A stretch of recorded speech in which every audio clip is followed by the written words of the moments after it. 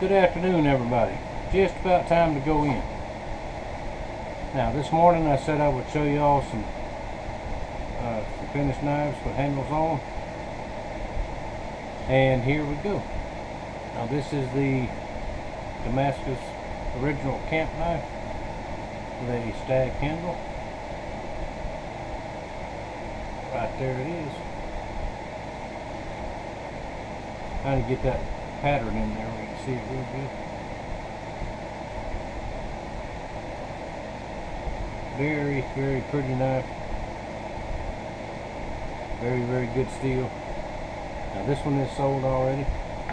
I still have to make the sheath, and I will work on that tomorrow. Like I said, it's just about time to go in. It's hot out here. I had a little bit of thunderstorming this morning, which is good because we need a little bit of rain. Now here is the J-Nail Skinner with an antler handle. Right there. Now this one is available with a neck sheath or a belt sheath, whichever you want. $90. I'll pay the shipping. Now this J-Nail Skinner, same price, 90 bucks, neck sheath or belt sheath. Now I have used this material for handles before, but it's been a long time, and I found some that I had stashed in a box. This is antelope horn. Right there, antelope horn with a purple heart cap on it.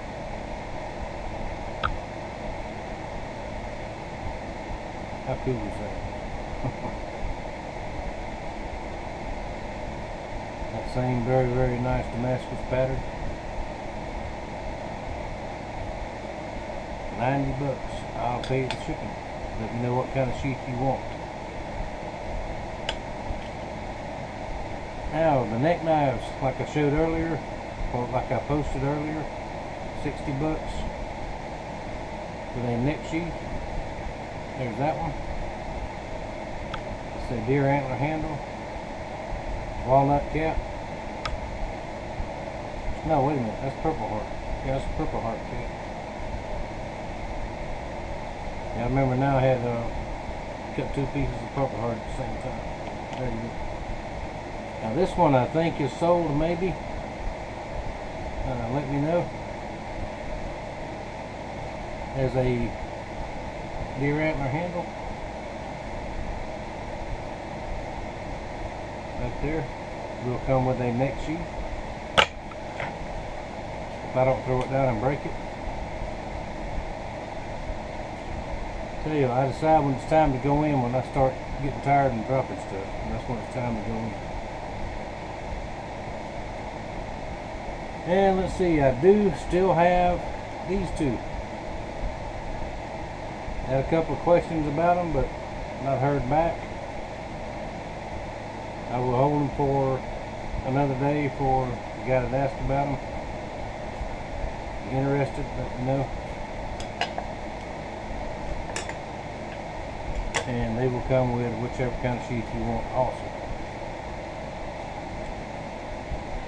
Alright, y'all. It's hot. I'm tired. It's Friday. And it's not too awful far from supper time, so I'm going in. Remember, email me on these. Any of these that you want, except the two that are sold, or the one that's sold for sure. I'll get your sheath made tomorrow. Let me know on that one. And email is the best way to let me know about it. Now the Creek Skinner and the Royal Gambler, I didn't get handles on today. I'll wait and see if anybody wants them and wants something special. But if not, if I don't hear anything about it tomorrow, I'll go ahead and put some handles on those. And what else was I going to say?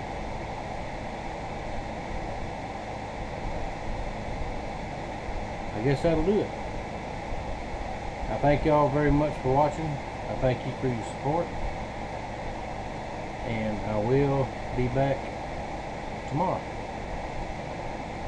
Oh, this afternoon, that's what I was going to tell you. This afternoon, oh, we got about an hour. I can't go in yet. The local radio station. Some of y'all may have seen the video where I did an interview with my buddy Mike Mashburn at the end of the Mashburn era when he left the air. That was the only local radio station we had left that will talk about anything local. All the rest of them have got, you know, the national this, national that. But this station has been there since the 1950s. The guy that bought it was a good friend of ours, family friend, still is, even though I disagree with how he handled the whole thing. But that's just me. I'm not a big tycoon businessman like he is. But his first two employees when he bought the station was Ricky Jr. and one of Ricky Jr.'s best friends.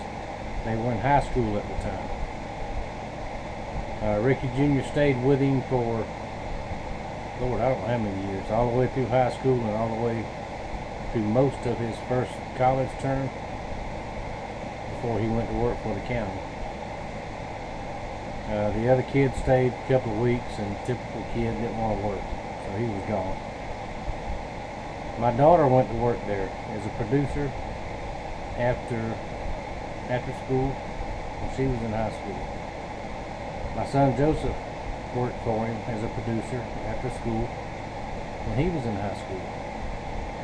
My wife actually worked there for about a year as the morning producer. He wanted the whole family to work for him at one time or another, except for the baby girl we did. I actually did, he called it security work. When they were building the new tower, the new transmitting station, I was the guard. I went down there and guarded to make sure nobody would get in there. And because it was a very high voltage type thing, and anybody wander up in there and get in trouble. So I was the armed guard. I went down there and stayed around for a couple of days while they were doing all the technical stuff.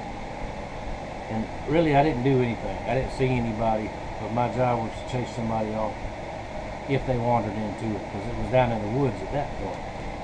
Nowadays it's a subdivision down there. But anyway, it's pretty cool.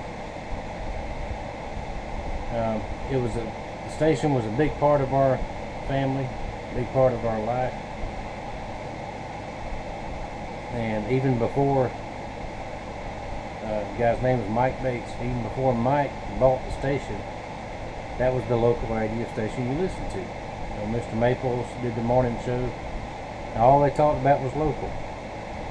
All day long it was a local type show. So all that's over with. The last show, anything local, is this afternoon at 4 o'clock, which is about an hour away, which is with my buddy Mike Mashburn, which y'all saw me on the video talk to a while back, and Pastor Carl Gallops, who has been a mainstay at the station also for many years. He pastors the church right up the road here. He's a personal friend of mine also. And they're going to do well, Mike messaged me this morning and said he's going to do a final show for the station. Now the big conglomerate, Cat Country here in our parts, bought it, and they're switching it to a ESPN radio station. Absolutely worthless. I'll never listen to it again. Radio around here is gone. It's over. No more. That's where YouTube takes over. Even the local news, there's nothing local on local news. Except the Pensacola channel, you hear there's been at least 3 shootings, killings, every single day for the last 2 weeks in Pensacola. Major car wrecks. If y'all follow my Facebook page, you see that real bad one I posted on there. That was really bad. It's just total crime and chaos over in Escambia County. And it's not far from that over here. Not as much, but I mean, people are just getting brazen. They're just walking out in the middle of the day. Example, last week, Mama, my daughter Amy, baby daughter Emily, all the grandkids, they went to Pensacola to what's left of the mall, J.C. Penney's over there. As they were coming out the door, this guy walks out the door with a buggy full of clothes, Nike shoes, all this kind of stuff. Just walks out. Here come the employees chasing them. You gotta pay for that. You gotta pay for that.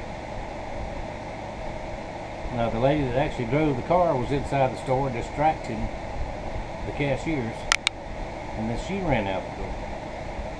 They threw everything in the car, tried to get away. What does my baby daughter do? She chases them across the parking lot and writes down the tag number. Another lady was getting out of her car, saw what was going on, and took a picture of the tag number, and then asked my daughter what was going on.